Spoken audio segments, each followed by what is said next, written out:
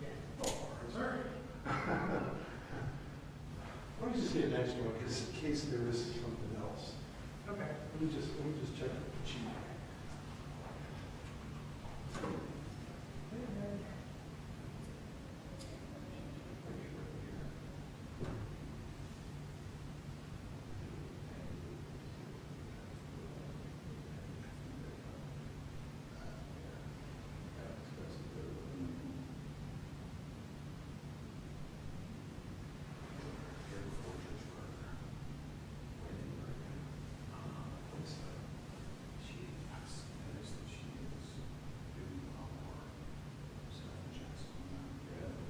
Yeah, she is. I'm wondering if she's moved. She has. I'm not sure if she has, right?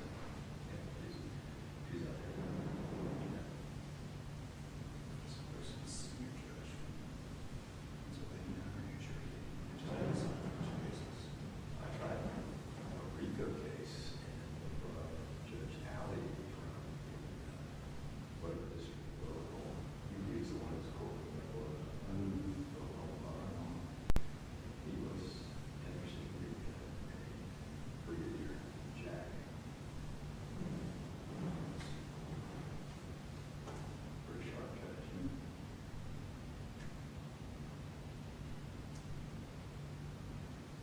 The coldest case I tried was filed in 1980. I tried it in 2004. They did it up and down twice. You know, Paul Lorenzo, yes, or Paul had tried it. And he was going to try it again. Paul was going to try it. The U.S. attorney asked me to step in and try it. Witnesses were getting strokes or they died or. Is that a CSX case? No, it was a bank guard case. You inherited a small bank. Means building. Bigger plans. Bank taking over this hotel and office building. And all kinds of people. Those were basic conspiracies. Leaders university. Very strange. Things like legal cases and juries. He's his biggest which you go all over pieces of money and dynamics and all the pieces. Bill Adams and I tried to like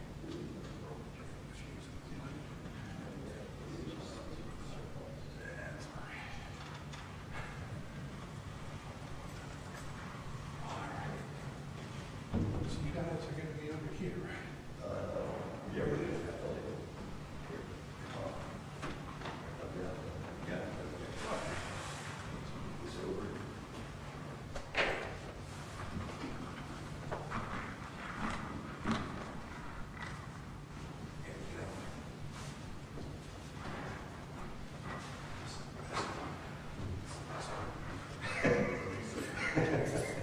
It's actually pretty big. The wheels are pretty well.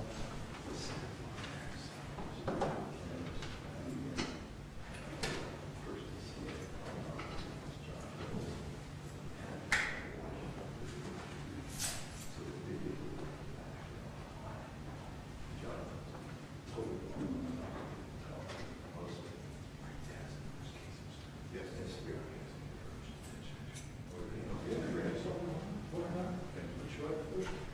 Thank you so much. How you doing, sir? What do we want? Good. All right. The first. Yes. Name still is. Thank you. I appreciate it. Thank you. Also, tentative on the end here. Where we went. Awesome.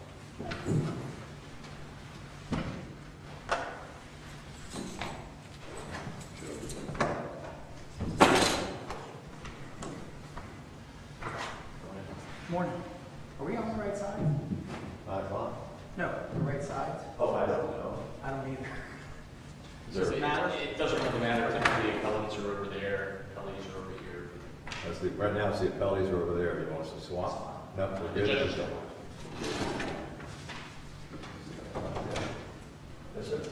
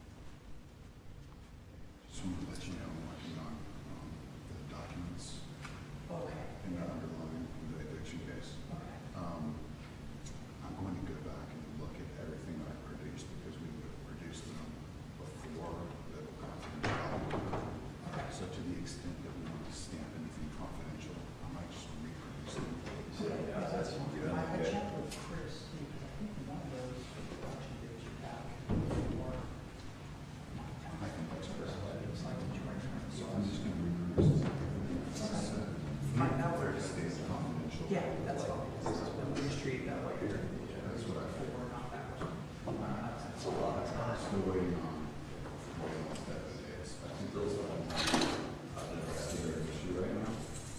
Not, We have a supplemental production. So there's more coming. I want to curate it as much as I could. Yeah, I appreciate it. And then keep working on it. Charlotte. An hour and a half. Basically, a tutorial of how we're supposed to work legislative history. Fortunately, I dug in all that. And they stopped us and had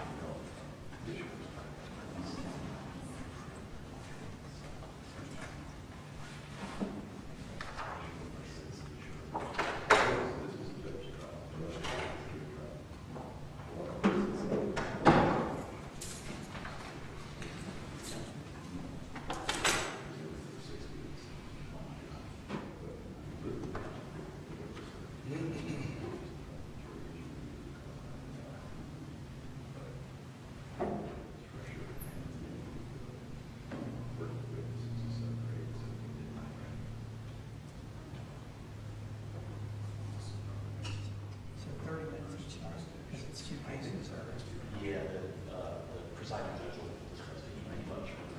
Okay. He's going to. Thanks.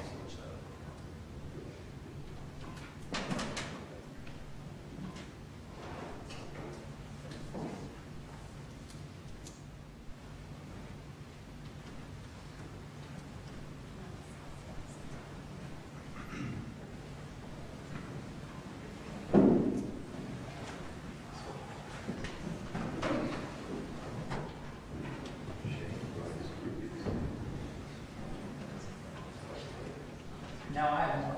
I know, but we were just talking about that.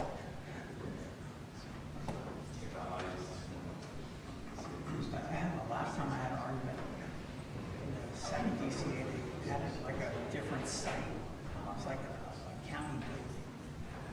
Like Arcadia or somewhere like that. It was out like kind of near Sarasota. And it was just packed. It was like residents, and I think there was a law school class. Not when we started, when I finished it. Apparently they do that. I don't know if the DCA does too.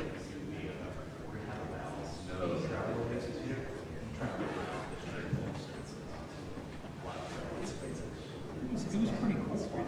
And then, I mean, clearly the people there have interest.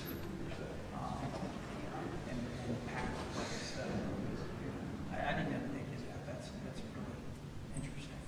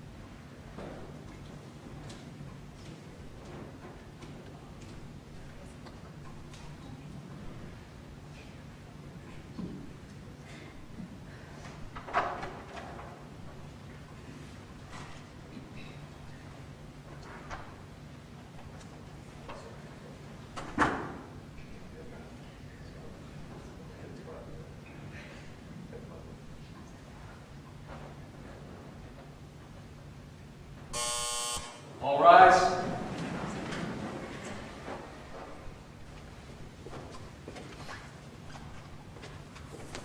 The Court of Appeal in the 4th and 5th District of the State of Florida is now in session. The Honorable Adrian G. Stout, Judge presiding. All persons having business before this court draw near, give attention, you will be heard. May God save the United States of America, the state of Florida, and this honorable court. Please be seated.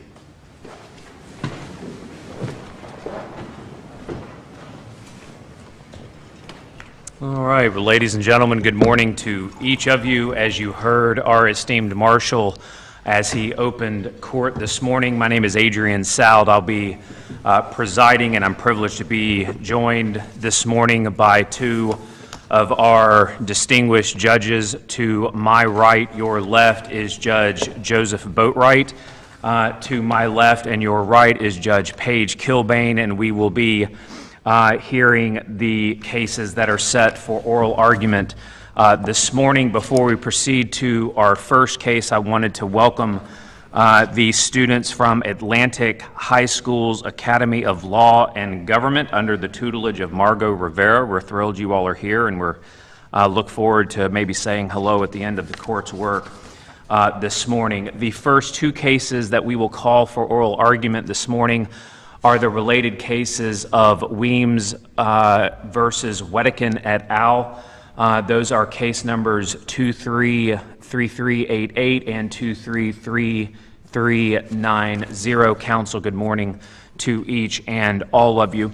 The court spoke at beginning our work this morning, and it's our anticipation that because the cases are related and involve substantially similar issues, that one oral argument will suffice so that you all may address both cases, but rather than 20 minutes per side, we will allot 30 minutes per side so that if there's any factual uniqueness to a given case, you all have sufficient time to address what you believe you need to address during the course of argument. Now, of course, allotting the additional 10 minutes per side does not obligate you to use that time. If you feel you can address it within whatever time afforded, then that's certainly up to you. For purposes of everyone who's here in the courtroom, if you would kindly ensure that your cell phones are turned off, not simply into vibrating or silent mode, that would assist us in the smooth operation of the court's proceedings this morning.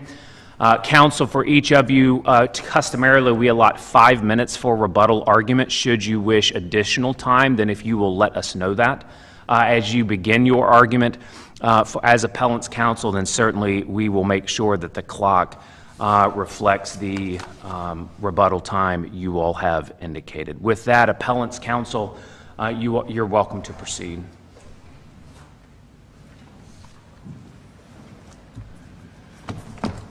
Thank you. Good morning. May it please the court and counsel.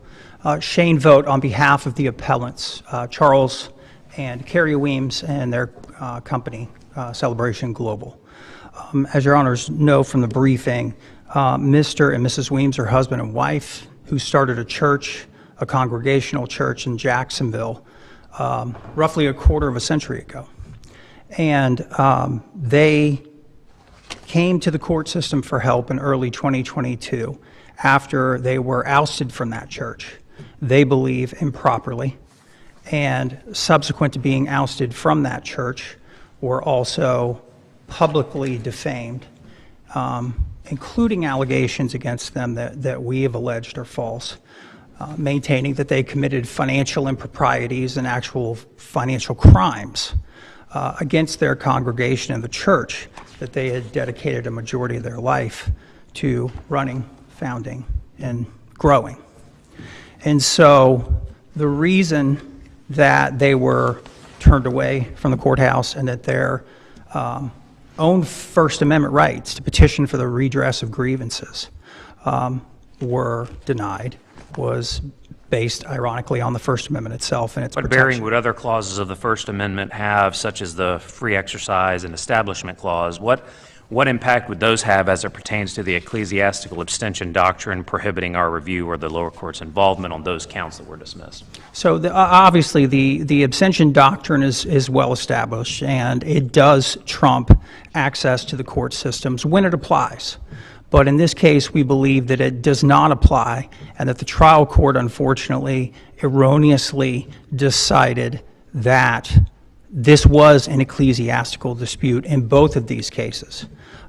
In the 3388 case, what we're talking about is tort counterclaims against several individuals for tortious interference with some contracts, which the trial court determined those contracts themselves were within the subject matter jurisdiction of the court, which raises an interesting issue, because our position obviously is that if the court has subject matter jurisdiction over contracts and whether they've been breached, then it should also have jurisdiction over individuals who have interfered with those contracts.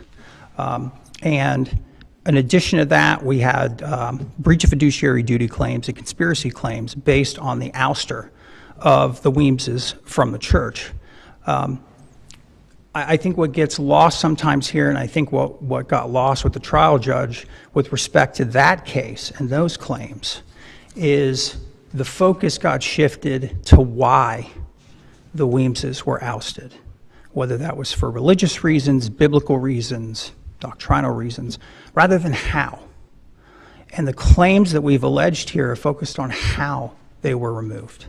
That's where the interference. Isn't the why important, though, too? For purposes of our claims, no. Because what we've focused on, because of the abstention doctrine, is the fact that the initial investigation and removal, starting that investigation, suspending Pastor Weems while it was occurring, and the entire process during that initial time period was improper because it wasn't in accordance with the bylaws. How?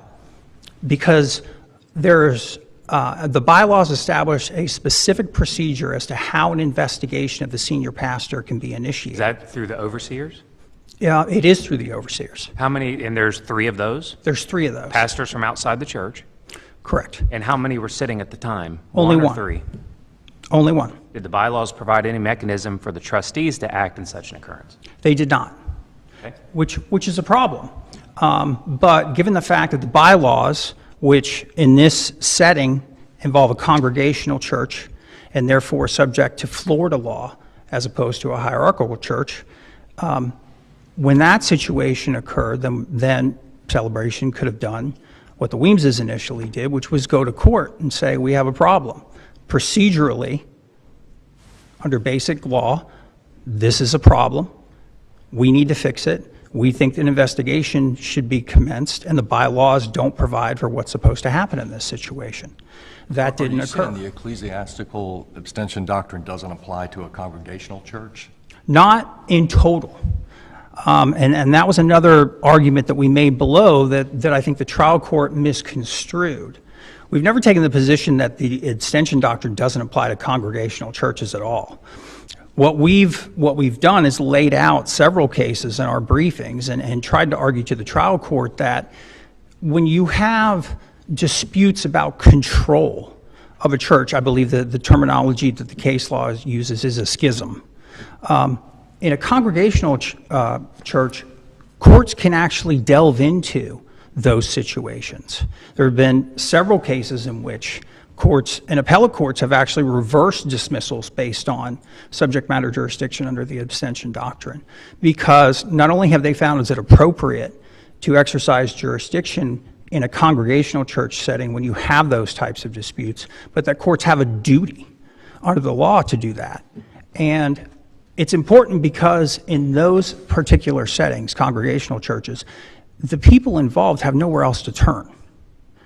When you are part of a hierarchical church, Catholic church, Baptist church, there's a higher body that you can appeal to resolve the dispute. You don't have that here.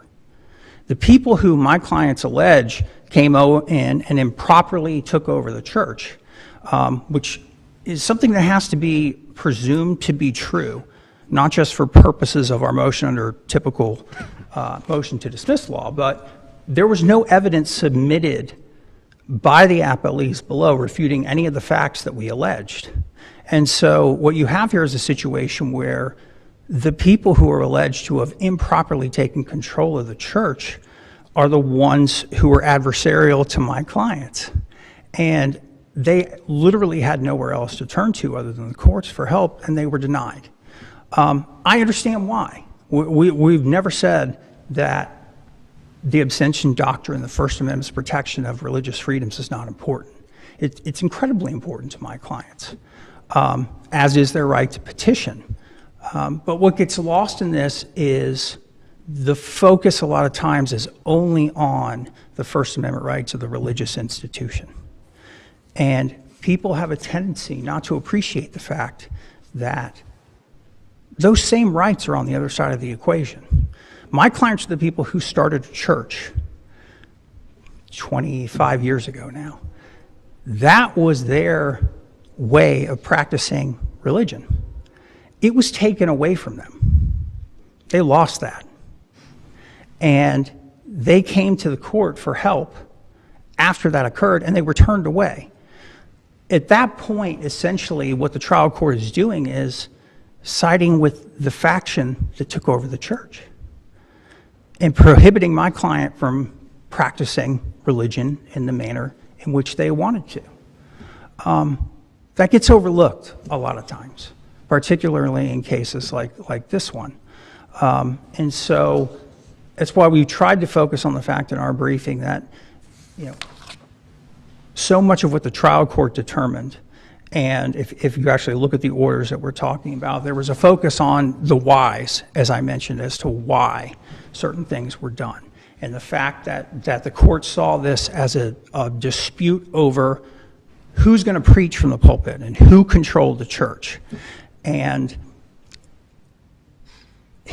it's a nuanced issue, but at the end of the day, my client's only beef about who was going to preach or control the church had to do with the bylaws and compliance with those.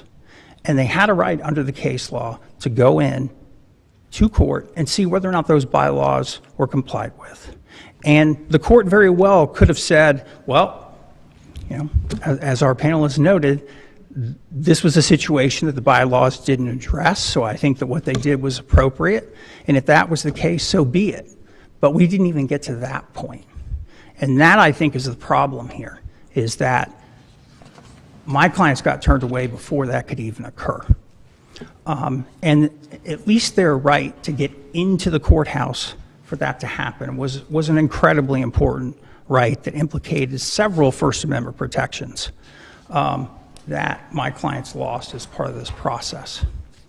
And again, just to kind of wind up on the 3388 case, which is the counterclaims case, there's sort of two components to that. The one is whether or not the ouster, the coup, as we refer to it at times, complied with the bylaws. Sort of the second component of those claims that are issued in that case is the tortious interference with the contracts, which the trial court said it did have jurisdiction over. And I can determine whether or not these contracts exist and whether or not they were breached. And that was actually taken up on a petition for writ of prohibition to this court, which was denied. I think primarily based on our argument that it was premature, because there was a lot of defenses to that, supposed defenses to that claim hadn't been borne out yet, that the defendants were maintaining, well, we're going to need to argue things that are going to involve biblical issues, ecclesiastical issues, in order to defend those claims. But we're not there yet, and I think that was the proper course to take on that. Your argument draws our attention and our focus to what you argue is the emphasis below of the process employed for the conduct of the church as it pertains to the Weems. But how would the claims for defamation and the like relate to, how is that process? In other words, defamation is not so much process-oriented compliance with the bylaws. The claims for defamation that your clients raised dealt with the publication of information to the church or online, leaking it to the press and the sort.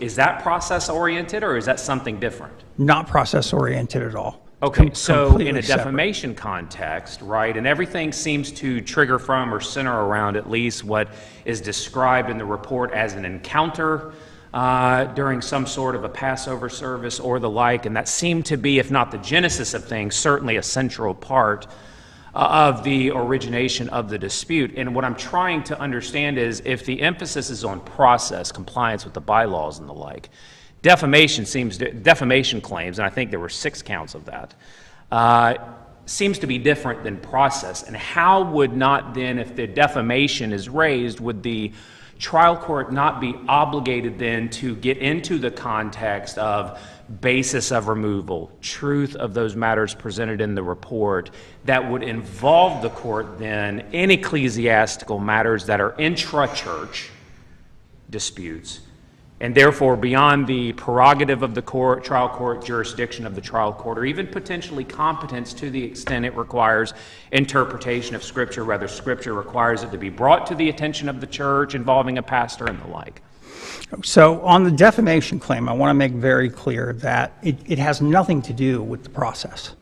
We're talking about a report that was published on April 24th of 2022 after the Weemses has already resigned. They were no longer members of the church. They were gone. But why does that matter? Because at that point, they have religious freedom, everyone does, to leave a religious organization.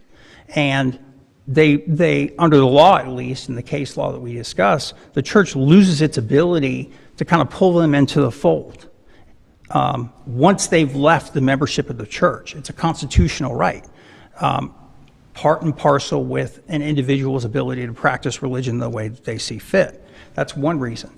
But the second reason that that's important is because the publications that were sued over were outside the church. They were published on the church's website to the general public, despite the fact that we submitted evidence in the trial court that there was an internal communication system at the church where it could have sent the report to just members. They did deal with incidents while they were attending the church, while they were running church, correct? Pardon me? I said they did deal with incidents that happened while they were either attending or running the church, correct, in church administration, not after they left. Correct. Incidents after they left. The statements. Judge Kilbane's question. Yes, the statements were while they were involved in the church. The factual basis of the statements. However, the publication of those statements, which is the crux of the claims for defamation and invasion of privacy, occurred after they left the church. Florida case law, out-of-state case law, we cite the Ginn case in particular out of Oklahoma, has a significant discussion of this temporal issue with respect to when statements are published, but the Florida cases also talk about it. And I think that's one component of whether or not the ecclesiastical abstention doctrine applies to the claim. The second aspect of that that's equally important is, what statements did we sue over? We didn't sue over statements that had to do with the encounter. We didn't sue over statements about his... Those were removed in the amended complaint, right? In the second amended complaint, I believe it was? Correct. All right, so, but would that relieve... In other words, Judge Ajo's order seems to be fairly thorough, seems to be discerning as to what counts in the application of the ecclesiastical abstention doctrine and the like, but certainly if certain statements are the subject of a lawsuit, certainly the context of everything would still be relevant before the court, would it not? It is. Absolutely it is. But what the case law holds under the abstention doctrine is that doesn't mean that the court is prohibited from exercising jurisdiction just because a dispute arises in the context of a church. Just because in order to address that dispute, it's necessary for the court or a jury eventually to actually look at issues involving the church, circumstances that occurred, that doesn't mean that abstention applies. If that were the case, you would never have a case that involves a church that would fall outside the abstention doctrine. And yet we have multiple cases, including from this court, where defamation and slander claims involving a church were determined to be actionable and not subject to abstention. There was subject matter jurisdiction over those. And really, what those cases focus on is the statements themselves and whether or not those statements and whether they're actionable can be determined without analyzing religious doctrine, biblical principles, or excessive entanglement in church doctrine. And here, the statements that we actually sued over can. They all have to do with financial improprieties. They actually includes specific allegations that my clients committed financial crimes under secular law and recommend that they be prosecuted criminally for those acts. That's all we've sued under in terms of defamation. Those types of statements are not subject to abstention. They're clearly, their truth or falsity can be determined by looking at basic facts and applying secular law. Did they steal money? Did they embezzle money or not? The alleged financial mismanagement, did that deal solely with the movement of money from perhaps Celebration Church to other Weems ministries, Celebration Global, et cetera? Or did it go beyond the movement from money from one ministry to the other? I think some of it had to do with the movement of money. We've actually have a detailed subparagraphs in the, I think it's a third amended complaint where we lay each one of those out. And some of them have to do with misrepresenting, mischaracterizing things as loans on financial statements. They're basic things that you don't have to have any analysis or any background in religious doctrine or theory in order to look at those and say, oh, okay, well. So church governance doesn't come into play in any of these things? What about the Shellcracker Road property? Well, the specific statements. Whether they had the authority to do the transaction the way they did it, doesn't that have to do with the internal workings of the church? Let me be careful how I say this. Does it have to do with the internal workings of the church? Yes. Is it asking a court to decide whether or not the internal workings of a church are proper or improper? No. Is it asking a court to direct how a church should or shouldn't do certain things financially? No. What it's asking is... Asking that if you're saying that if the church is saying that the transaction is improper? Well, you have to look at the specific statements that were made, and I'm trying to find the one on the Shellcracker property. But I believe... I mean, I understand. I mean, I read the brief and read the publication. I understand they talked about embezzlement, right, and those type of things. I understand your point from the secular position, but still they have to analyze the inner workings of church governance, it seems to me, whether he had the authority to sell the property, how he could sell the property in the way he did. Is that correct or not? I don't think you have to analyze governance itself in terms of an ecclesiastical perspective. You can look at the bylaws. Number one, you could look at the bylaws to see if the sale of the property was done in accordance with the bylaws. That's not ecclesiastical. And number two, you look to see if the board approved it, which again, it's not really, I don't want to go back and confuse things now by saying it's a process, but that's more process related, looking at, okay, did this occur? Was it approved? Did people know about it? Because what they've said is you embezzled the money from that. So are you saying that this transaction was covered in the bylaws? Is that what you're indicating to this court? It would be either addressed in the bylaws or approved by the board, one or the other. And what if it's not? If it's not, then I don't believe we could prove the falsity of the statement, because... So you wouldn't ask the court to look at church doctrine or anything of that nature? Not on those issues. And I think we were very careful in the third amended complaint, given Judge Aho's concerns, that what we focused on in terms of the defamatory statements were specific statements that were made about financial misconduct or financial improprieties that don't require any sort of religious doctrine or principles or anything of that nature to be applied. It would be if you took the statements that we sued over in the third amended complaint and look at them in the context of they weren't made by a church. I'm going to look at these statements, these specific ones. Take the church out of the equation. Would you need to go and look at religious doctrine to determine in another case if those specific statements were true or false? No. Absolutely not. You look at the bylaws, you look at the company at issue, approve them or not, that's how you would analyze it. And that's exactly the way that that can occur in this case. And that issue, in and of itself, should result in there being subject matter jurisdiction over these claims when you look at the nature of the claims themselves. That's separate and apart from the fact that even if there is some, ultimate conclusion that, yeah, you just can't separate these things, they're too intertwined to get away from them, you still have the fact that the temporal aspect of this and the fact that it was made publicly outside the church is another avenue in and of itself to establish that there's subject matter jurisdiction. The church at that point has elected to make this a public dispute and take it beyond the confines of the church. It's not a traditional waiver argument. I don't want to give that impression. But if you look at the case law, the overwhelming majority of the case law in Florida and in other states finds the context of the statement in terms of when it was published and where it was published as being incredibly significant.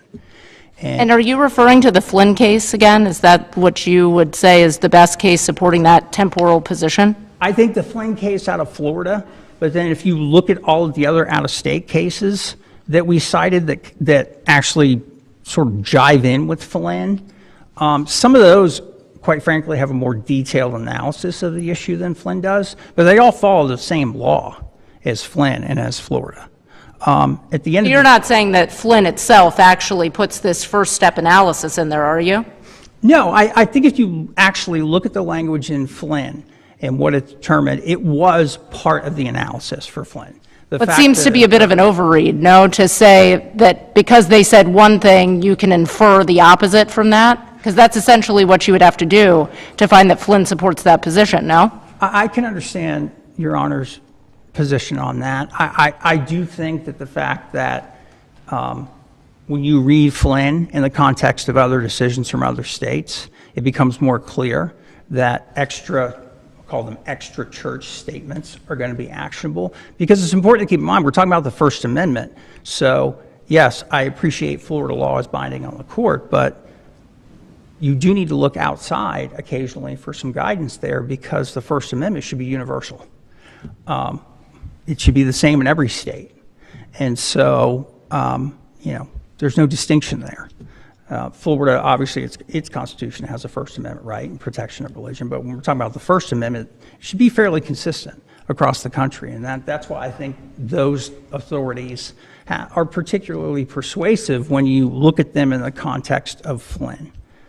And factually how the other cases are, and it makes sense at the end of the day.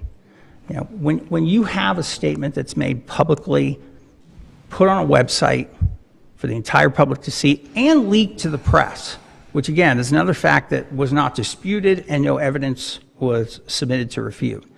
And we're fairly confident about that fact, by the way. But when that occurs, this isn't a church dispute anymore. It's a public dispute. It went beyond the confines of being religious at that point. And counsel, you're 30 seconds into your 5-minute rebuttal. Okay, thank you, and I'll stop there. All right, sir. Thank you.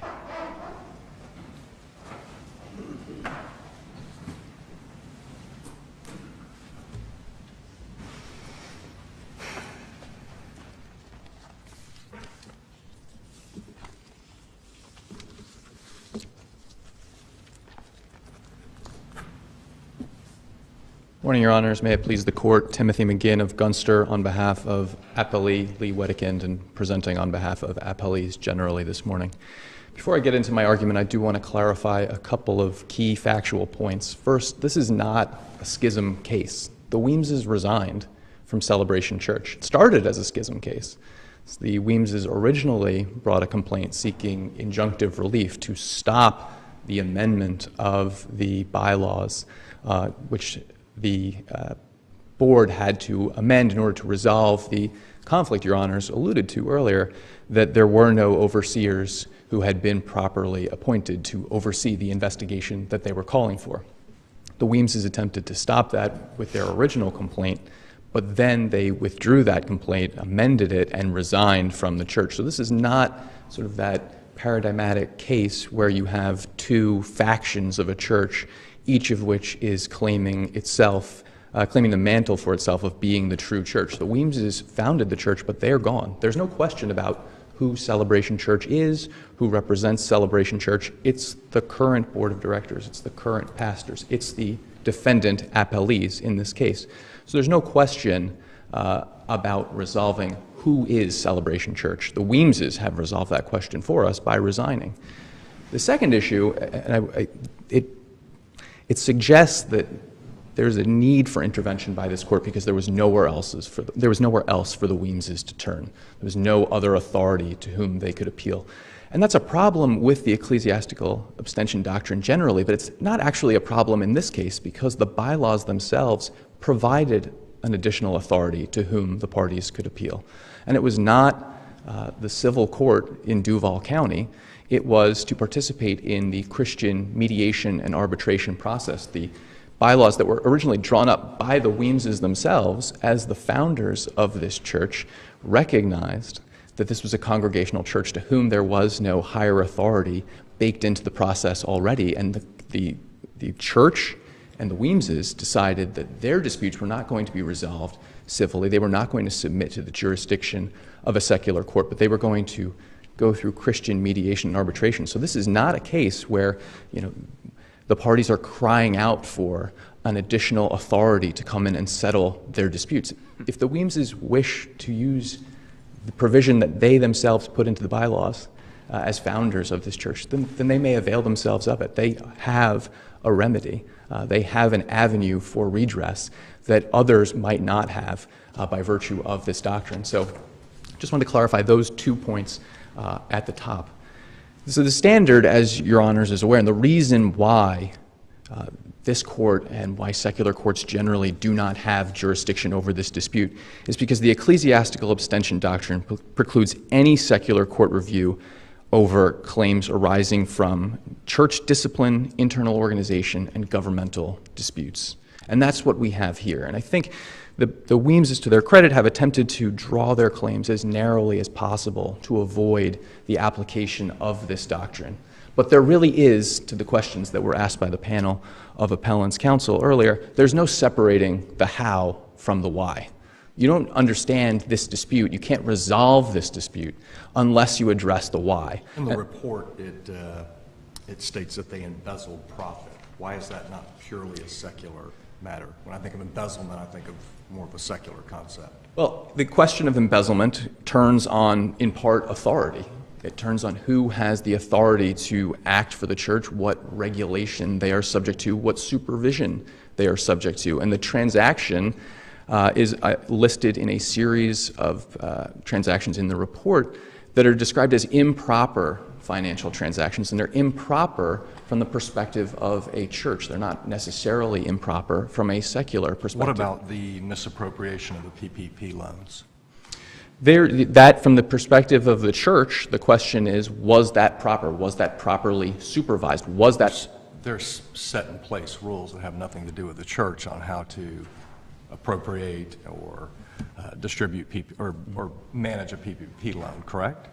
There are federal regulations about how that money was supposed to be spent, yes, but there was also the related question of who was supervising and what supervision was Pastor Weems submitting to when he was engaged in these transactions. They didn't happen in a vacuum. He was supposed to be subject to the oversight and discipline of the trustees who were unaware of this conduct. So any engagement with that question, it's not just going to be a question of, well, how did he spend the PPP money? It would also necessarily involve the questions of, what was he telling other people in the church? What did the directors know? To what extent had he obtained their approval? And these are not questions that follow the same secular rules. The questions of agency, for example, as I believe this court addressed directly in Napolitano, by applying sort of a secular notion of agency, of internal organization to a church, would allow the secular court to co-opt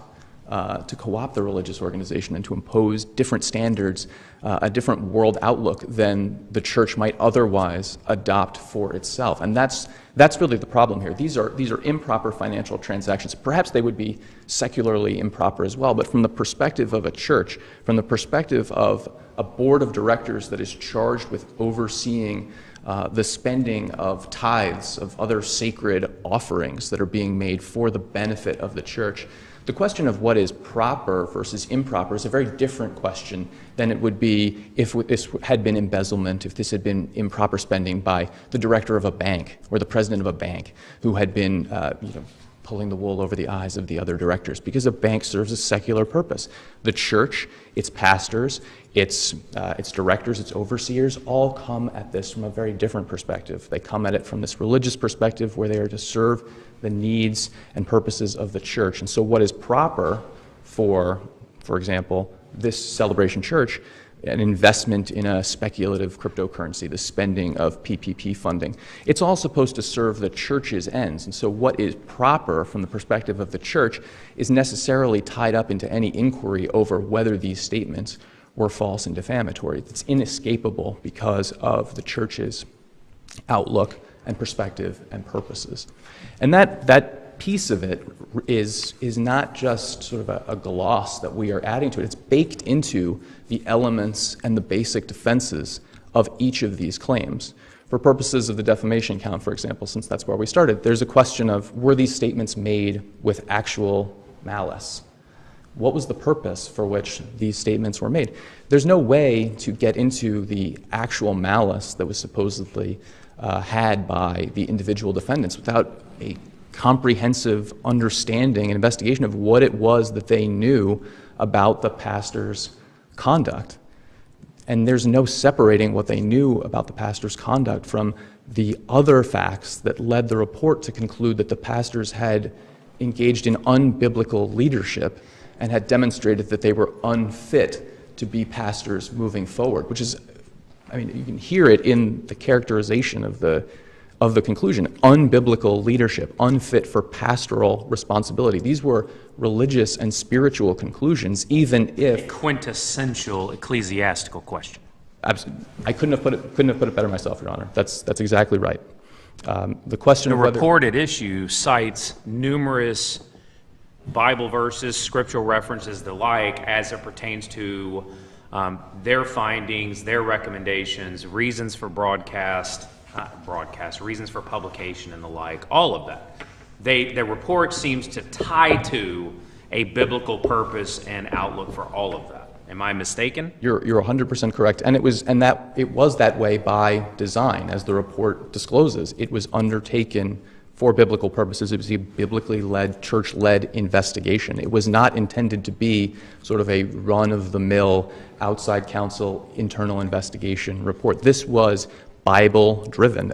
I cannot, in my years of practicing law, cannot recall another internal investigation report that I've seen in which the subjects of the investigation were accused of something akin to Gnostic heresy. And that's what we're talking about. It's a key section of this report. What about where your opposing counsel raised that they violated the law? I assume that's secular in nature.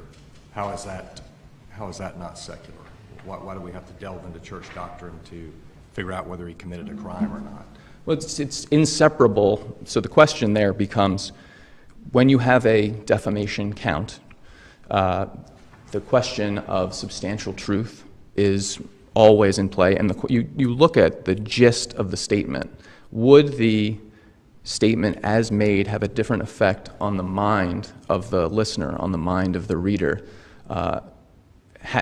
Would the statement have had a different effect, removed from its context? And here, so you have to look at the entire context.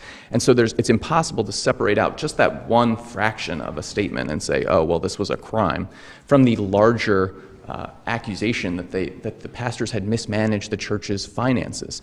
You'd have to ask, would a juror think differently about the Weemses, having read all of these other sort of accusations of biblical mismanagement of church funds, this misstewardship of church assets, of donations, of tithes? Would they have felt one way if they read those and then felt a different way if they had read those accusations, but also the accusation that perhaps the embezzlement was also a crime. And so in asking that question, you necessarily need to get into all of the other accusations and allegations of financial impropriety that arise entirely within this church context and that turn entirely on the purposes for which this money was donated, collected, and to be spent. So even if cherry-picking little pieces of the allegations would allow you to present them, as the appellants do, as being indicative of secular wrongdoing and only secular wrongdoing, it's impossible to separate them out because you have to consider the gist of the statements, the effect on the mind of the reader, and also whether or not these defendant appellees acted with actual malice, whether they knew what they were saying was false, and considering the broader context in which these disputes arose. And you simply cannot separate out the fact that this dispute arose in the context of Pastor Stovall Weems's encounter with the risen Christ at a Passover Seder and his subsequent behavioral changes and his taking the church in a different direction following that encounter. There's no way to separate out that context. And if you can't separate out that context, then any inquiry into the propriety of what he was doing becomes barred by the ecclesiastical abstention Were doctrine. some aspects of movement of money belonging to the church done in furtherance of the encounter and what I guess was asserted to be the direction given to the Weems to take the church? Did that lead to some of the money movement between ministries and the like? From the report, which is what we're basing all of this off of, from the report it seems as if everything that happened in Celebration Church was informed by the encounter and what Pastor Weems said he had been instructed to do by the risen Christ with regard to the future of this church, what God had in mind for him, for his family, for this church. It was all driven by that message that was known only to him, and that was shared, according to the report, was shared in part only by him to limited other members of the church as it served his purposes. So there really was, according to the report, no separating governance of the church from Pastor Weems's encounter with Christ and what he learned during that encounter. It's inseparable. It will any inquiry into any of the claims that are raised by the pastors in either of the cases is necessarily going to raise that question of what happened and what became of Pastor Weems, his behavioral changes, his changes for the church in the wake of the encounter that he says he had. There's not going to be any way to separate that. So you're going to, I can think of few better examples of places that a secular court in this country should not go than looking into whether or not the pastor of a church had an encounter with Jesus Christ and what it was that Jesus told him was the future for his church. Simply cannot go there under the ecclesiastical abstention doctrine. It's not a close question. With regard to the fiduciary duty and the tortious interference claims that are the subject of Appeal 3388, it presents a similar issue. The religious aspects of the inquiry are necessarily baked into the claims. There's no way to separate out the question of whether or not the church acted appropriately from a religious perspective, whether or not the Weemses acted appropriately from a religious perspective, from the claims themselves. So with regard to fiduciary duty, as the court is aware, the question of whether a duty is owed in the first place turns on the specific factual situation surrounding the transaction and the relationship among the parties. These parties have no relationship outside the context of the church. The duties that the Weemses allege are owed to them as ministers by other pastors, by the directors of the church, by the church officers. There's no relationship between these individuals outside the context of the church. So you're necessarily going to get into matters of church internal organization, church governance. There's no avoiding that issue. And again, that specific factual context in which these duties were supposedly owed turns on the encounter with the risen Christ, the alleged heresy by Pastor Stovall, and the alleged unbiblical leadership of the appellant pastors. I think the Gallagher case is a good example from the Fourth DCA about why this is improper. To determine what a priest's duties are, the Fourth DCA held, would excessively entangle the court in questions of religious administration and government and the procedures and dictates of, in that case, the Catholic faith. That's exactly what the pastors are asking this court and the trial court to do, to look into the duties of these different officials within a religious organization and to determine whether or not the church abided by, its members abided by those duties. That is asking the court to substitute its own judgment for that of the church. So as you reference respective duties of trustees and other officers or pastors, what authority did the trustees rely upon in taking action when there were not 3 positioned overseers who could otherwise conduct and initiate an investigation?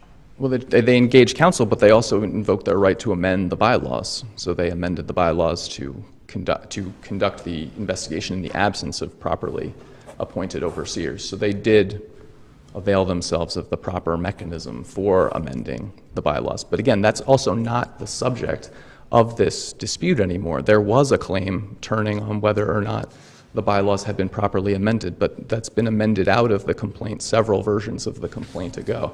It's not proper for, the court has to look to what the actual dispute is. This is a defamation dispute, it's a tortious interference with contract dispute, it's a breach of fiduciary duty suit. It is not a question of whether or not the church properly amended the bylaws. That question was raised and then was dismissed. The Weemses have abandoned that claim.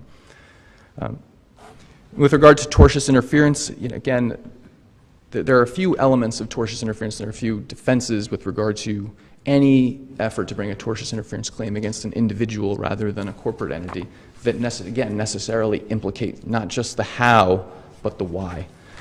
Tortious interference requires unjustifiable interference, which this court's precedents have explained is a highly fact-dependent inquiry that requires examination of defendant's conduct, motive, and the interests it sought to advance. There's nothing more entwined with the faith and internal governance of Celebration Church than the motive of its directors, the motive of its pastors in seeking to protect the church from what they saw as the ill influence of the founding pastors. The question of why they acted requires a forbidden inquiry. It requires a secular court to ask, why was it that the pastors of this church, the founding pastors of this church, were being ousted? Is it because they had engaged in improper leadership of the church, because they were poor stewards for this church and its congregation? Or was it out of malice? And there's no way to answer that question without getting into all of these improper areas of inquiry that we've discussed. It also requires to hold an individual defendant liable, and all of the appellees here are individual defendants. In order for an individual defendant to be held liable for tortious interference, they have to have acted solely with ulterior purposes and without an honest belief that their actions would benefit the church. Again, these questions of motive, their reasons, you can't separate out any of the religious context in which the pastor's claims are raised. You can't just focus on the how. You can't just say, was there a contract? Did they interfere with it? The court must ask why in order to find for the plaintiffs. And there's no way of asking why without getting into all of these improper areas of inquiry. I would also note that with respect to Appellee Wedekind specifically, he had a qualified privilege to speak to the church, to publish to the church. And again, that qualified privilege protects him unless he acted in bad faith and solely for the purpose of gratifying his personal malice towards the plaintiffs. Again, the why is inescapable. It's baked right into the claims. I'd like to briefly, just on the subject of the defamation claim, just address the two points that are particularly raised by the appellants. One is that the statements were made publicly and that the church and its officers and agents lost the benefit of the ecclesiastical abstention doctrine by virtue of the public nature of the statements. And second, that because the Weemses had resigned, any subsequent publication is not entitled to the protection of the doctrine. I think the most important point for understanding this is that regardless of to whom the statements were published, and regardless of when they were published, any claims still raise the improper areas of inquiry. This, as this court noted in the Napolitano case, the ecclesiastical abstention doctrine and the First Amendment, the Establishment Clause, these are structural barriers. They are structural barriers between the secular and the religious. This is not a privilege, this is not a protection that can be waived by any one individual. It exists for the benefit of all, to preserve that division between church and state that is found in the First Amendment. There can be no waiver. As the plaintiffs suggest, though they don't necessarily call it waiver, that is what they are suggesting. And even if the statements were made publicly, even if they were leaked to the media, even if they were made after the Weemses resigned, they still raise the same questions. They still require the same improper inquiry into matters of church discipline, matters of church employment dispute, matters of church governance. The fact that the statements may have been reported on by the media doesn't change that. The fact that the Weemses said, "I resign," right before the statements were published doesn't change that area of inquiry. Now, I would say that to the extent that any Florida courts have addressed the question of scope of publication, whether or not publishing to the press robs a statement of the protection of the ecclesiastical abstention doctrine, Florida courts have held that has no effect on the application of the doctrine at all. And I would cite again to the Gallagher case. Gallagher is a fourth DCA case where the statements were published by the Diocese of Palm Beach, not just to parishioners at church, but they were posted online, and there were statements made directly to the media. And as the U.S. Supreme Court has recognized, a church is entitled to speak to the world, is to have the freedom to speak to the world in its own voice. By drawing an arbitrary distinction between publication directly to parishioners and parishioners only, or congregants and congregants only, and publishing more broadly, this court would be setting a rule that would chill expressive speech and speech on behalf of a church to its congregation. It would be interfering with a church's ability to speak to its members. And in this case, it would be chilling a church's ability to speak to its members on a subject of vital importance. The relationship between minister and church has been described as the lifeblood of the church.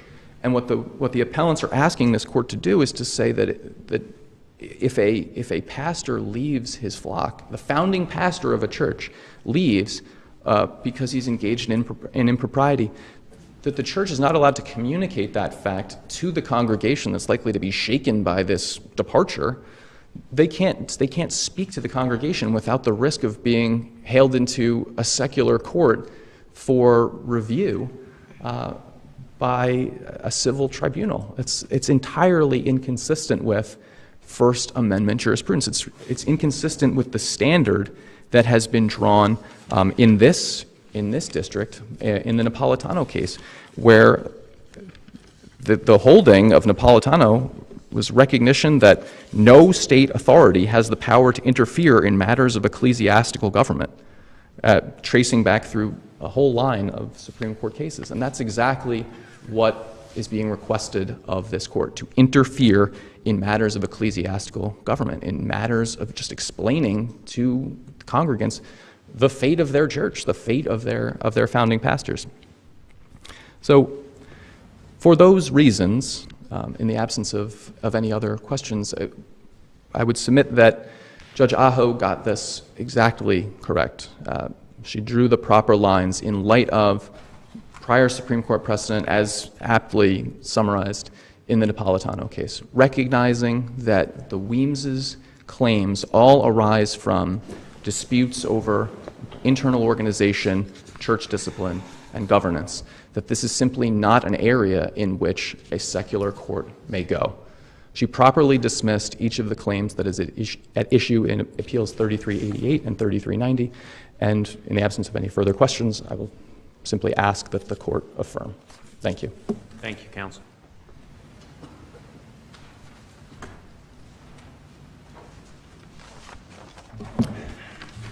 I know my time's limited, so I'll try to go quickly. On the notion that just because the court has to examine the religious context in which these claims arose automatically means that the abstention doctrine applies. That's wrong. It's legally wrong. This is a quote from the Mobley case. A lawsuit does not, of course, become a theological controversy just because one of the litigants is a church.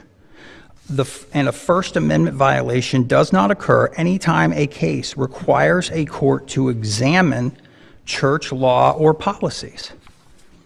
It's exactly what we have here, even under the appellee's version of this argument.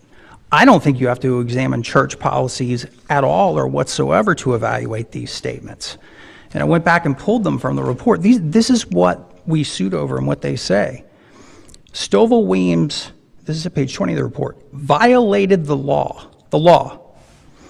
not biblical principles, the law, by breaching his fiduciary duties to Celebration, committing fraud, unjustly enriching himself at the expense of the church, and failing to meet the fiduciary duties and standard of care required by his office. Those are all the things he did to violate the law.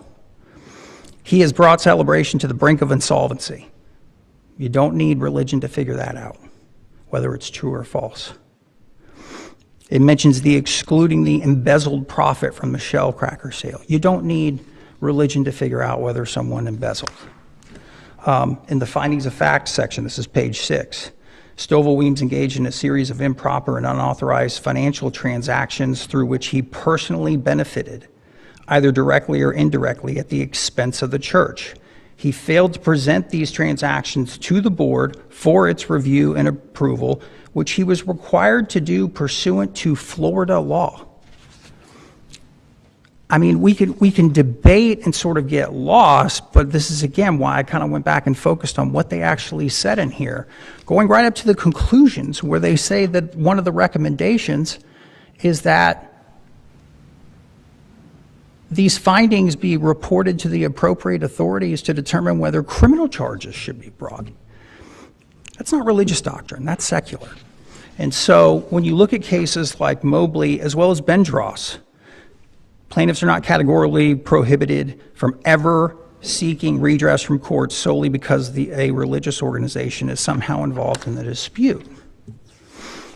Another important issue here is in their brief, they actually concede that these issues that we've sued over involve secular issues. It's in the answer brief at page 33. This is a quote. The pastors were likewise disciplined for both the financial misconduct, parentheses, which violated both secular law and the church's biblical principles, and their unbiblical leadership. We only sued over the secular law part.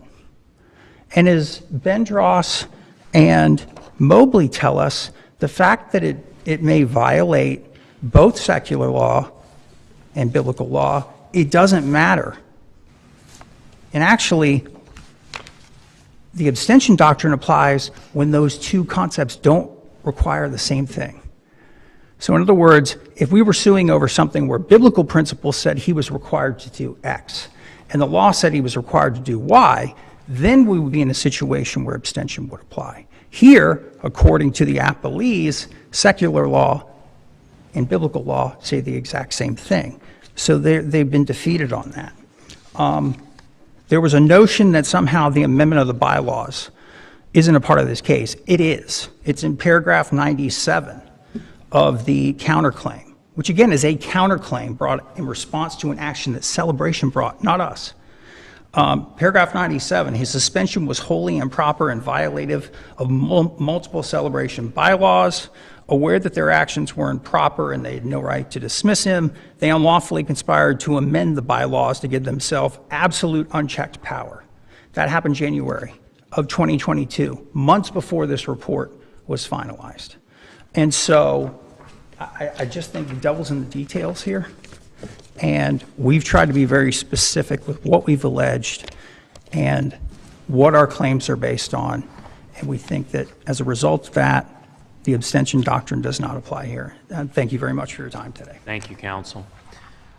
And counsel, we appreciate the well-presented, well-prepared arguments in the case. We will take those matters under advisement. Thank you all very much.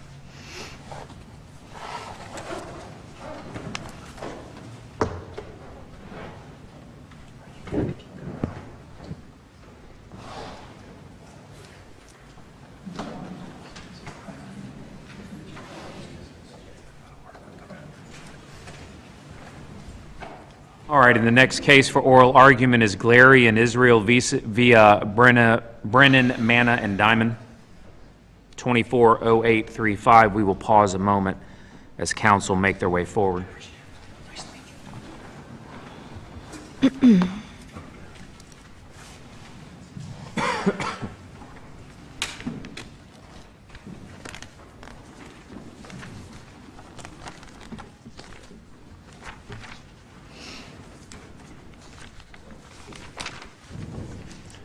All right, and counsel, good morning again to each and all of you. Do you wish to have 5 minutes for rebuttal?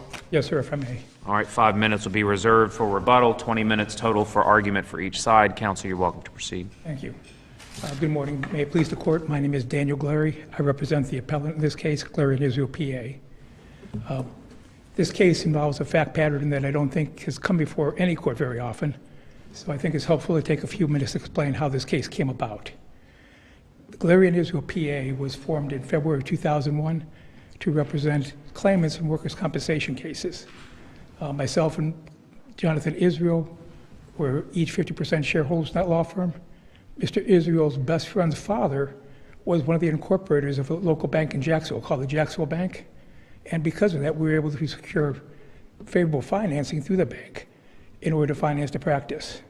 We borrowed approximately $700,000 in the form of a line of credit and a term note. We then used that money to purchase the practice from our former employer, and we brought all the former employees from that law practice into our own home.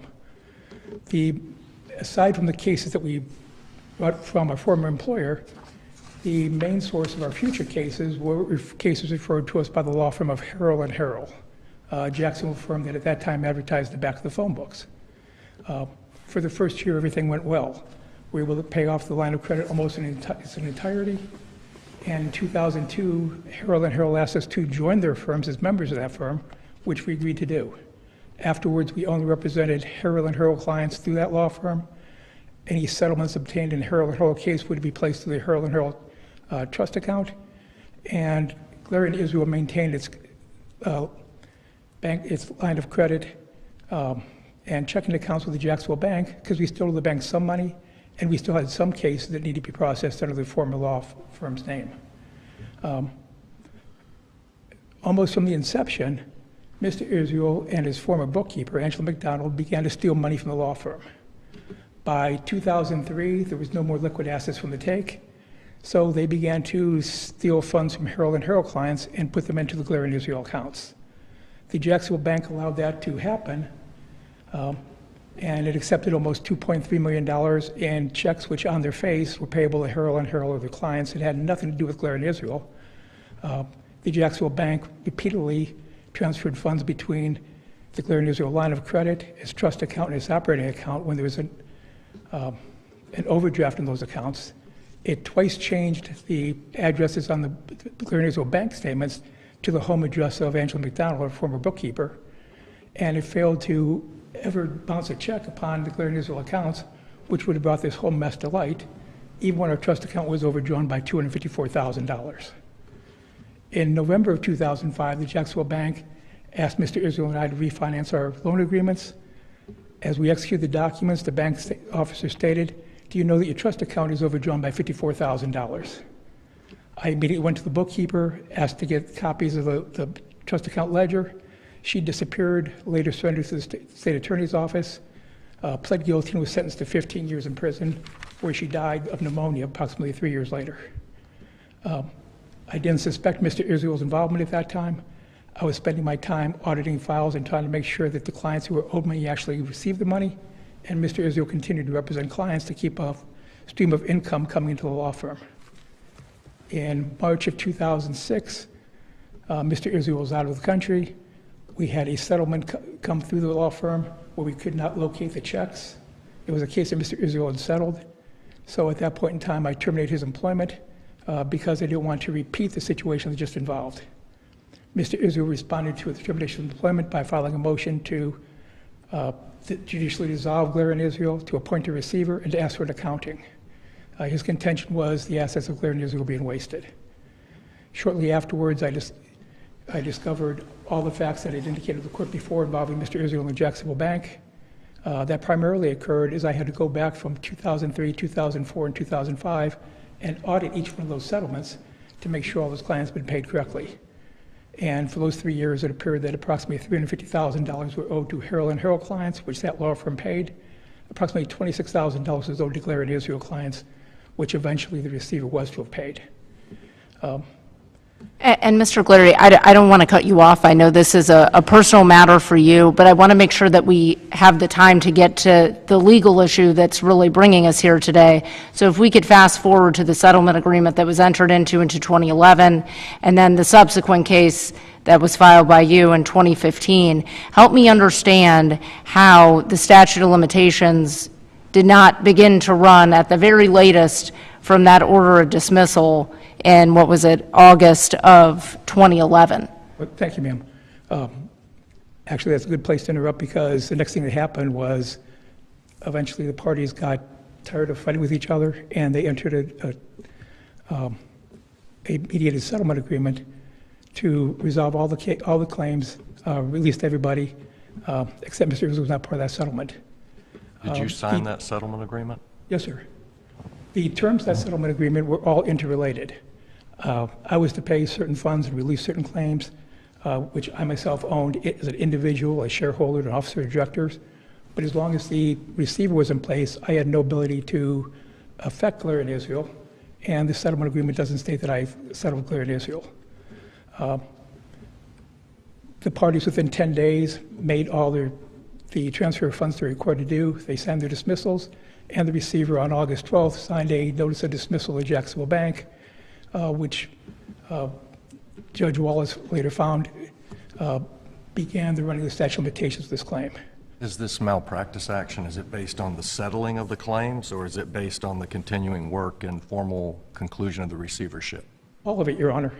During the entirety of the litigation, the appellee, I would contend, took no action to benefit Glare and Israel. Instead, it did everything it could to protect the Jacksonville Bank and Mr. Israel. And how was the malpractice action based on the work of the receivership after the case was settled? Well, Your Honor, a couple of things. Even after the case was settled, the appellee waited 2.5 years before it sought the receiver's obligations of the settlement agreement were to disperse the funds it received, to file a final tax return for Glare and Israel, to file a final accounting, and to dissolve Glare and Israel. All the parties, I believe, in 2012 thought that was going to occur fairly quickly. Instead, the receiver waited 2.5 years until December 13th of 2013 to finally fulfill its obligations. But why did that preclude you from filing sooner? That seems to be your position, is that you couldn't do anything. But what is the legal authority for that position? Your Honor, it's not me. It's not that Dan Glary couldn't have filed suit. It's that Glare and Israel could not have. That's the plaintiff in the litigation. Why not? Because as long as it was under the control of the receiver, nobody had any authority to act on his behalf except for the receiver. What's your authority for that, that there was no ability to act at that point? I understand that you're saying that they're different, but what's the authority for that? I'd just point to the history of the litigation, ma'am. At one point in time, I tried to file a shareholders derivative action on behalf of Glare and Israel because I was dissatisfied with the receiver and the appellee's representation of the law firm. Judge Schemmer dismissed that with prejudice, saying only the receiver can act on behalf of Glare and Israel, and not even the shareholders can bring a suit on his behalf as long as the receivership's in place. When was that? That would have been shortly before the before the mediation occurred. So that was Yes. pre-settlement? Yes, ma'am. So, and everything occurred pre-2011, correct? Aside from you say that they didn't wrap it up quick enough. Well, All of these, the facts, the history here, you were aware of those facts when you signed the settlement agreement in 2011, correct? yes, ma'am. Okay. So, I'm confused how between 2011 and 2013, you're saying you lack the ability to file a suit or to act on behalf of the entity. How so? As long as the receiver's in place, ma'am, it's responsible for Glare and Israel making decisions on its behalf and filing any litigation that's appropriate. But where's the authority for that position? I direct you to the amended order appointing receiver entered by Judge Cole back in 2006. It directs the receiver to retain counsel to represent Glare and Israel, to marshal its assets, to file quarterly accountings. And it says that the receiver may consult Mr. Israel and myself, but it's not required to. It can make its own independent decisions. And irrespective of any alleged mismanagement, any issues that were going on, that just had to run its course? Well, it depends. It depends upon when the settlement is concluded. Okay, even after August of 2011, the receiver then filed a final accounting that was off about $7,000. It was approved by the court despite that discrepancy, and the receiver then transferred an additional $5,600 to the Jacksonville Bank that wasn't owed, and in effect, the Jacksonville Bank had already filed its notice of dismissal with prejudice of its claims against Glare and Israel. So there was ongoing malpractice regarding Glare and Israel's, its representation of Glare and Israel in that regard. And that transfer didn't occur until after December 13th of 2013, as it occurred after the judge had discharged the receiver. Additionally, this case doesn't just involve the claims that failed to prosecute against the Jacksonville Bank, but involves the claims that filed to prosecute against against Jonathan Israel, who was also equally liable for that same malfeasance. The Jacksonville Bank, Mr. Israel was not a part of that agreement. Whatever happens, that agreement does not involve him. However, the receiver eventually not only dismissed any claims that it had against Mr. Israel without prejudice, but by sitting on his hands for 2.5 years, it allowed the statute of limitations to run against Mr. Israel for any claims that Glare and Israel might have wished to bring against it. And was that raised below, counsel? Was the issue about Mr. Israel raised below? No, ma'am. The only thing that occurred after the order approving the receivership occurred was 2.5 years later, Judge Cole had a hearing where she discharged the receiver. There was no litigation involving Glare and Israel, the receiver, and the appellate in the meantime. Okay? I think that Judge Wallace erred in saying that August 12th, 2011 is the date.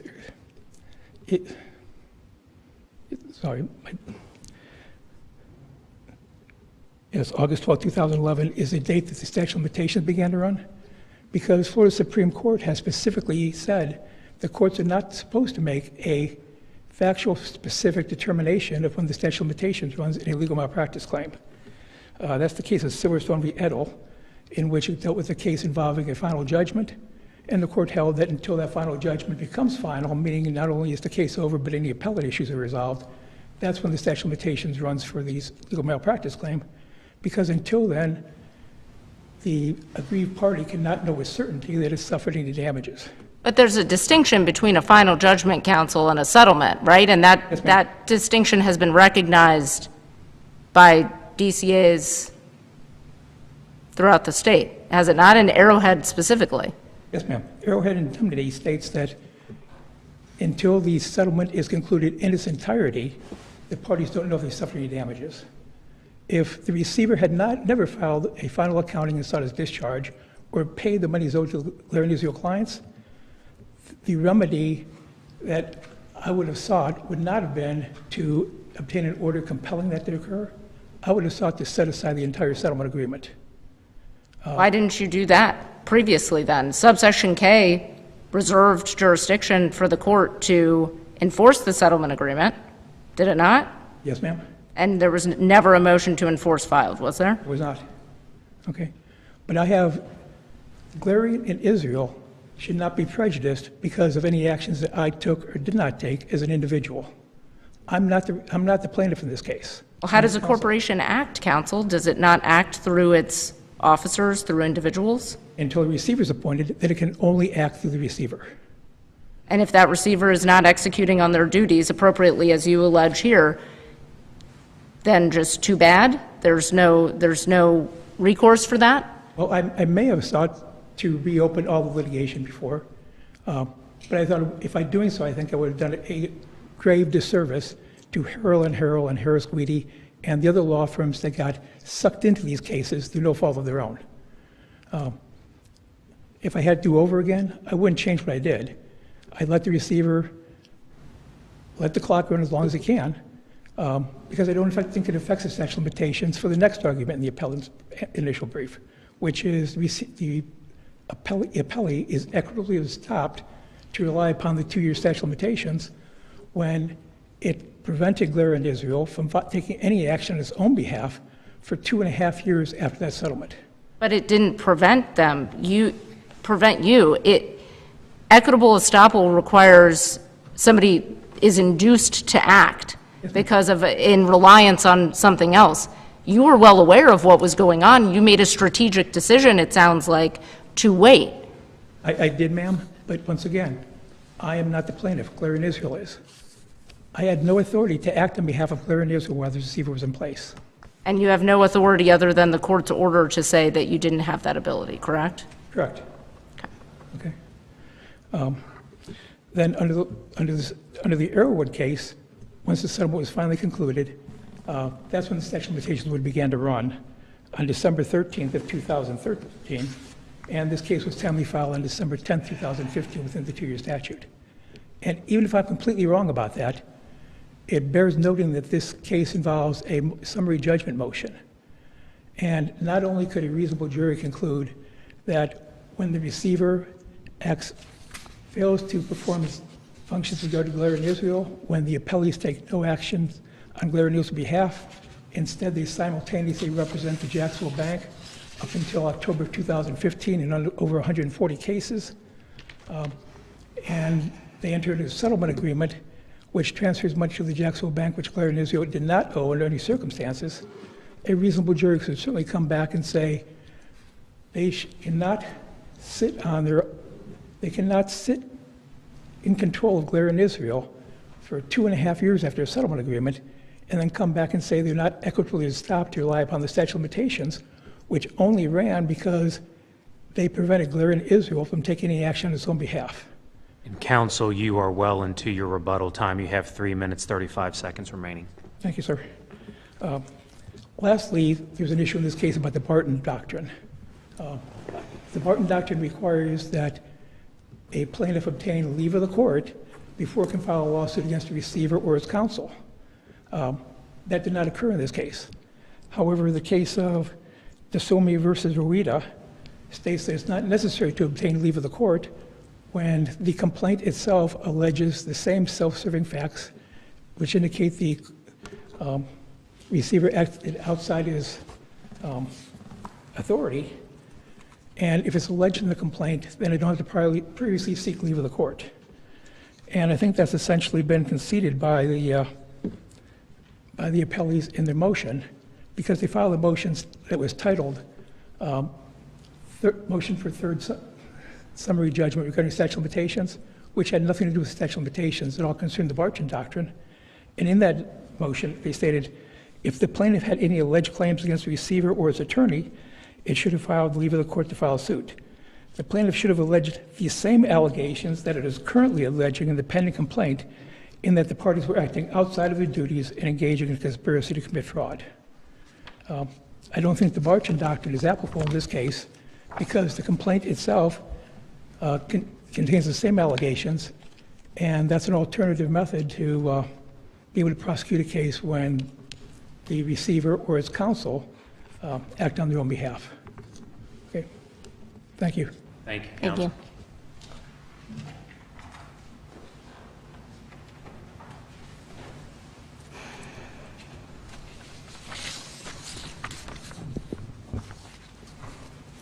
Yes, ma'am. Good morning, Your Honors, and may it please the Court. My name is Lorraine Rabb, and I, along with Michael Orr, represent the appellee, Brennan, Mana, and Diamond. This Court should affirm the trial court's order granting summary judgment for 3 reasons. First, the appellant's claims are barred under the statute of limitations. Second, equitable estoppel does not apply here. And third, the trial court properly determined that the claims are barred under the Barton Doctrine.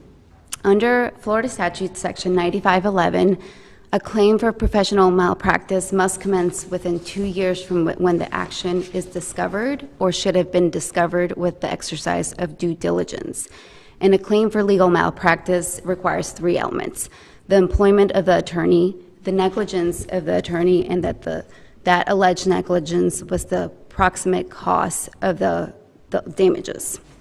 In Larson and Larson versus TSE, a Florida Supreme Court case from 2009, Justice Kennedy explained that a claim for legal malpractice accrues when the last element occurs, the loss to the client. So here it's important to pay attention to what Glary and Israel... Saying that supersedes the Silverstone opinion, then? No, Your Honor, it doesn't supersede the Silverstone opinion. It just distinguishes it, because if you look at the Silverstone opinion, that specifically relates to a case that results in a final judgment. And the Supreme Court explained that when there is a final judgment, that final judgment needs to reach finality for the damages to accrue. Order discharging the receiver is not equivalent to that? No, Your Honor, because here the damages occurred when the receiver, on behalf of Glary and Israel, filed a notice of voluntary dismissal with prejudice. At that moment, that dismissal with prejudice was final and immediate, and that's when the harm occurred.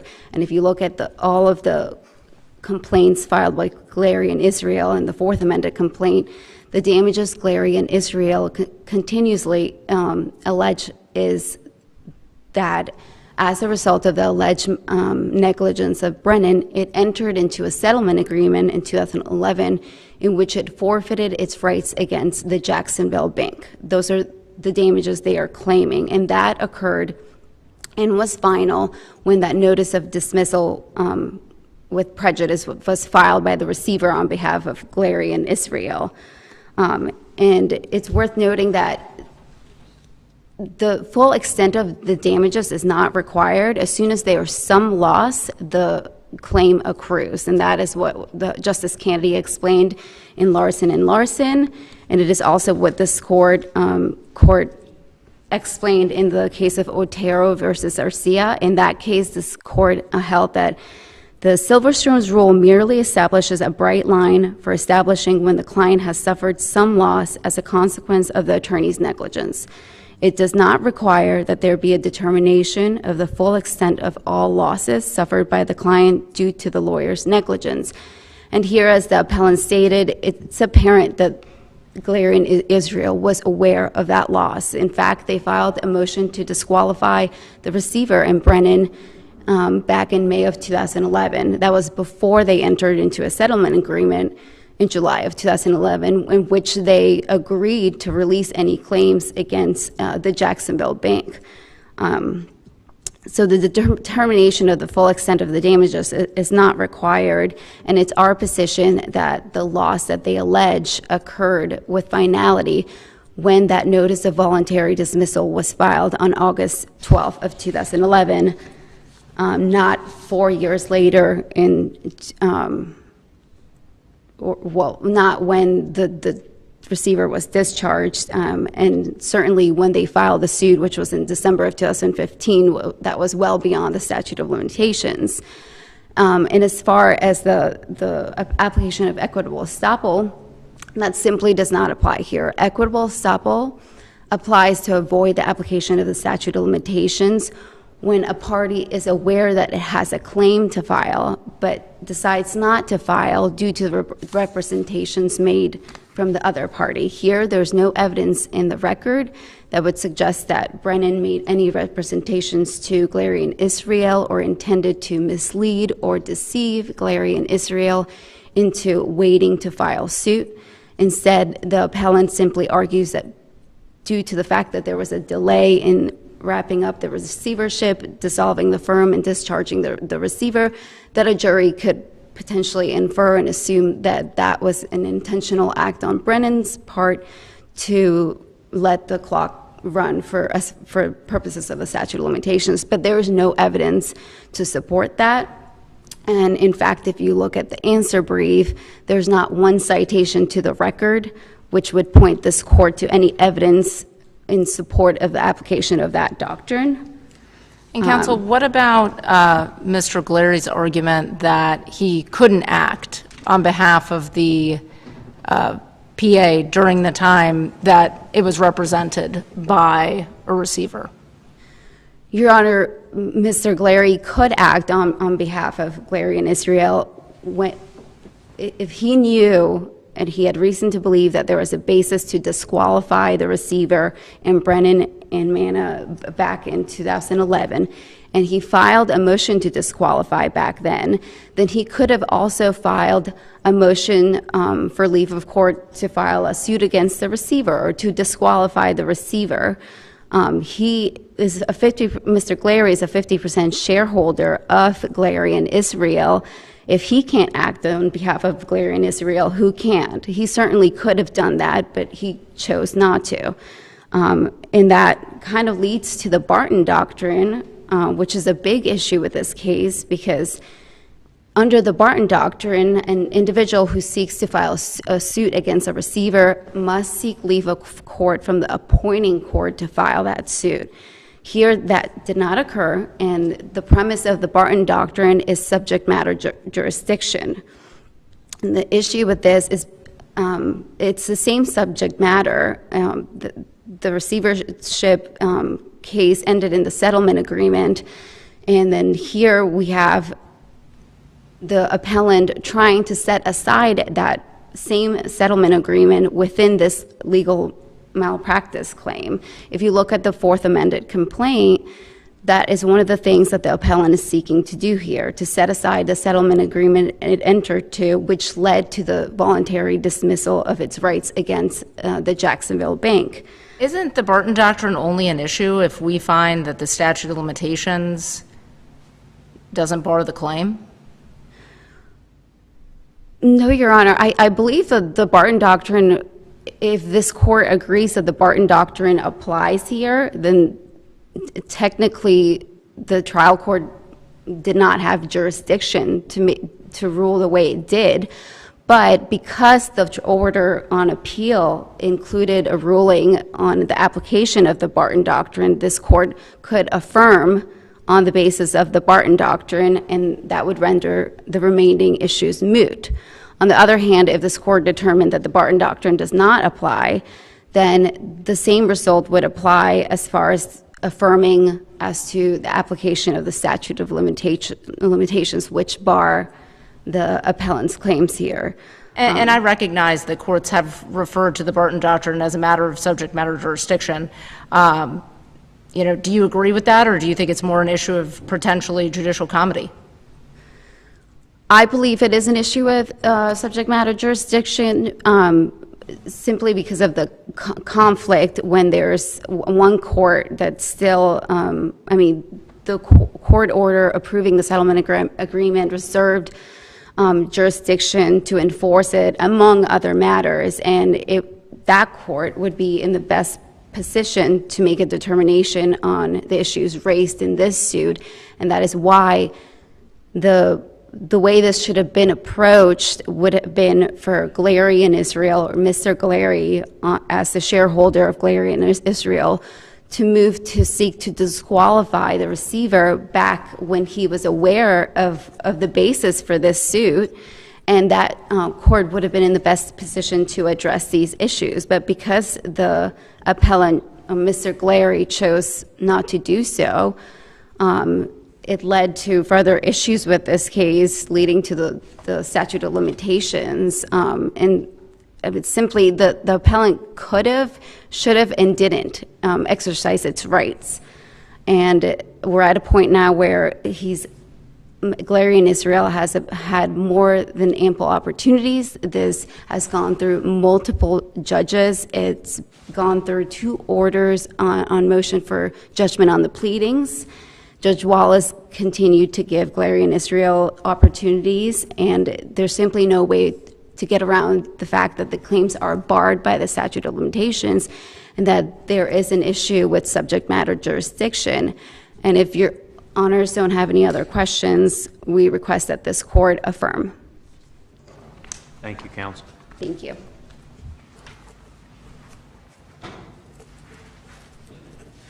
May I like to just make 3 final points? The first is that the statute of limitations is almost always an issue for the jury to decide and not a matter for summary judgment. I think that's the situation here. I think the court's correct. If this case does not survive a dismissal on statute of limitations, there's no need to address the Bartram Doctrine. The case is dead for an earlier reason, so we don't have to concern ourselves with the Bartram Doctrine at all. However, should the court get to address the Bartram Doctrine, it's important to note that no pleading was ever filed which sought the dismissal of this case based upon the Bartram Doctrine. What the appellee filed was a 3rd motion for summary judgment regarding statute of limitations, and that's the style of the case. The body of that motion just concerns the Bartram Doctrine, not statute of limitations at all. And then the relief sought says, we ask the court to dismiss the case based on statute of limitations. It appears that a legal secretary was in the process of merging some documents, and a document was filed with the court that makes no sense. Even in the argument before Judge Wallace, no mention was made of the Bartram Doctrine.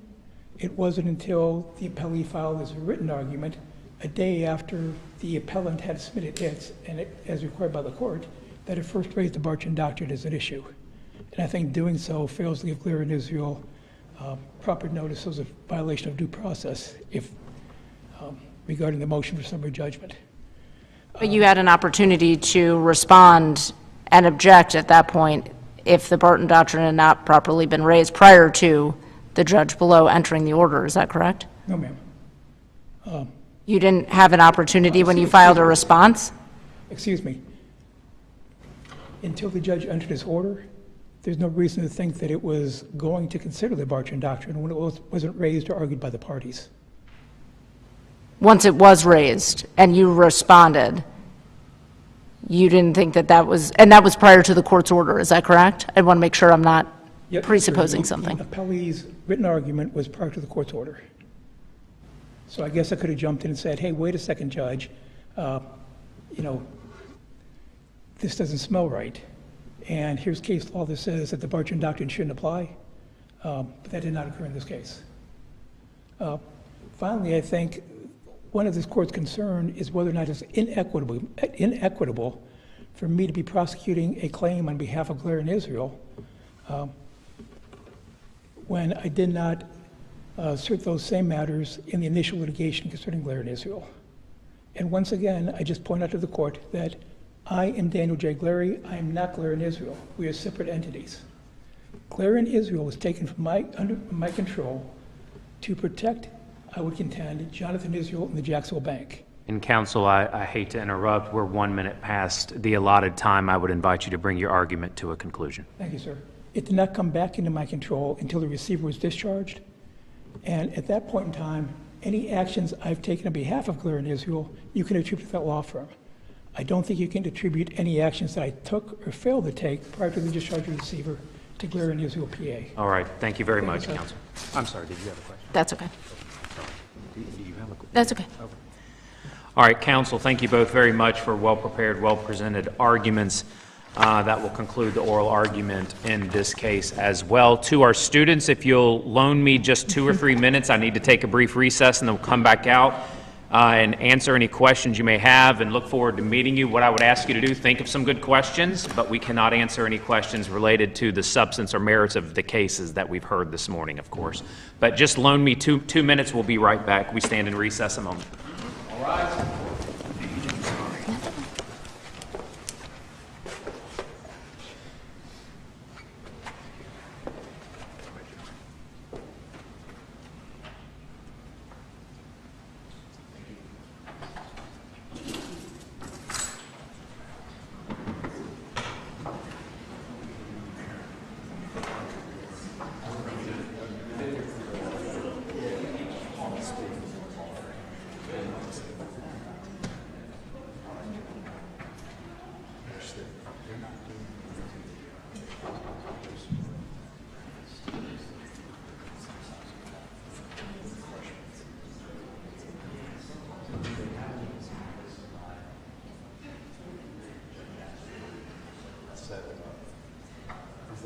Is that a budgetary thing? Is that?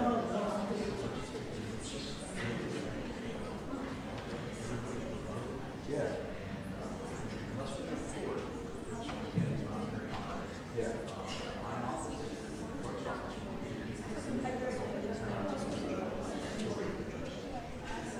Yeah.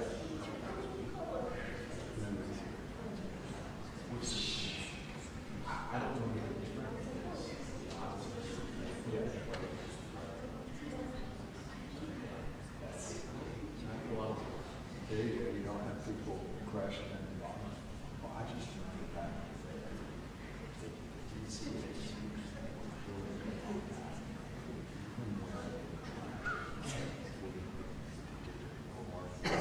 Courthouse, federal courthouse in Jacksonville, state courthouse. I mean, it's still